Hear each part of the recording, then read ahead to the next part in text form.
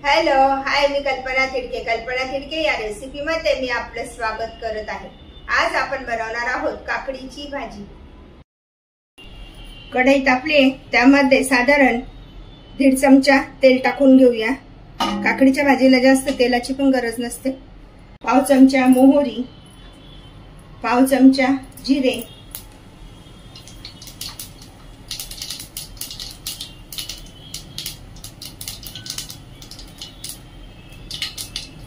या अख्ख्याच लसूण कांदा घेतलाय, त्या टाकून घेऊया।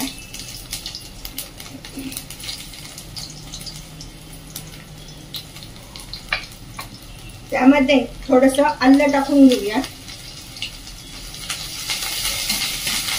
छान असं परतून घ्यायचं।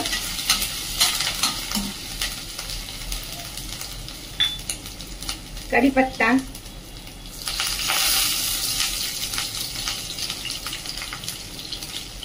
हिंग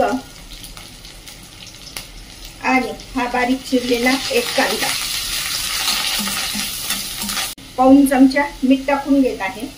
काकडी शिजल्यानंतर थोडी कमी होते, त्यामुळे प्रमाणात मीठ टाकायचं। दिसताना जरी काकडी जास्त दिसत असेल तरी पण शिजल्यानंतर ती बेताची होऊन जाते। अशा पद्धतीने आता आपण चांगला जरा कांदा परतून घेऊया। कांदा परततोय तोपर्यंत त्यामध्ये एक मध्यम आकाराचा बारीक चिरलेला टोमॅटो टाकून घेऊया। पाठीमागचा आणि हे दोन्ही बाजूचा भाग काढून घ्यायचा आणि या काकडीचा हा भाग एकमेकांवर घासायचा, त्यामुळे त्यामध्ये फेस तयार होतो। अशा पद्धतीने हा बघा फेस तयार झालेला आहे, तो भाग आपण काढून घ्यायचा। आता ह्या काकडीचे मी सालं न काढताच काकडीची भाजी बनवत आहे आणि थोडीशी काकडी खाऊन बघायची। त्यानंतर काकडीचे सालं न काढता आपण तिचे असे उभे भाग करून घ्यायचे, व्यवस्थित असे त्याचं हे करायचे, पुडी करायचे।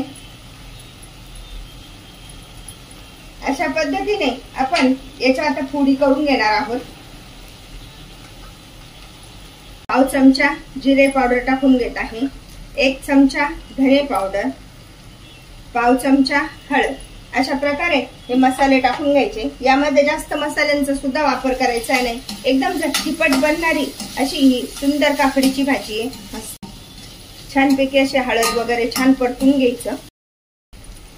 असं परतल्यानंतर त्यामध्ये आता आपण ही काकडी टाकून घेणार आहोत। या काकडीमध्ये पाणी आणि फायबरचे प्रमाण जास्त असते, त्यामुळे शरीर हायड्रेट राहते। यामध्ये डी आणि के व्हिटॅमिन असते।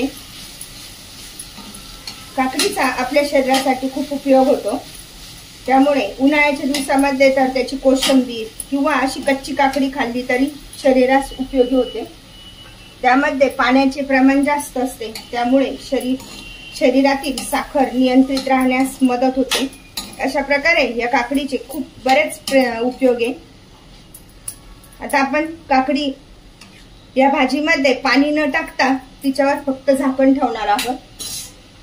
अशीच वाफेवर आज आपण ही काकडीची भाजी शिजवत आहोत। गॅस मीडियम शिजली की नाही, 2 मिनिटं झाले। अशा पद्धतीने मधून मधून थोडीशी हलवून द्यायची।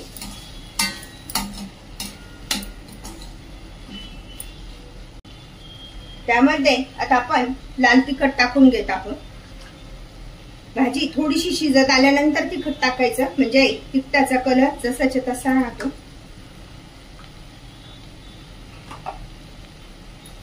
ज्या सुक्या भाज्या बनवतो ना आपण, त्यावेळेस थोडंसं लाल तिखट नंतर टाकायचं, थोडी शिजत आल्यावर, म्हणजे कलर छान राहतो।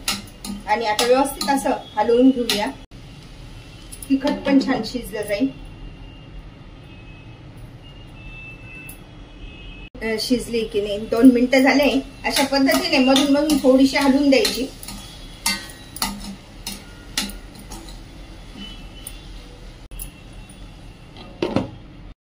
एकदा आपण ही काकडी हलवून देऊया, बघूया। ते टाकूया 2 चमचे शेंगदाण्याचा कूट, जाडसर शेंगदाण्याचा कूट करायचा। अशी काकडीची भाजी मस्तपैकी भाताबरोबर पोळी बरोबर खूप छान लागते खायला। बारीक चिरलेली कोथिंबीर टाकूया।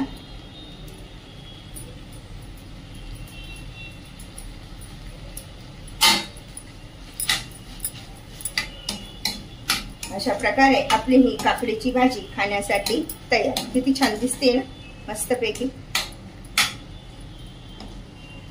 नेहमी कोशिंबीर वगैरे खाण्यापेक्षा कधीतरी मधून मधून अशी ही काकडी आणि भात खूप सुंदर लागतो खायला. अशा प्रकारची आपली ही काकडीची भाजी खाण्यासाठी तयार झाली. गॅस बंद करूया.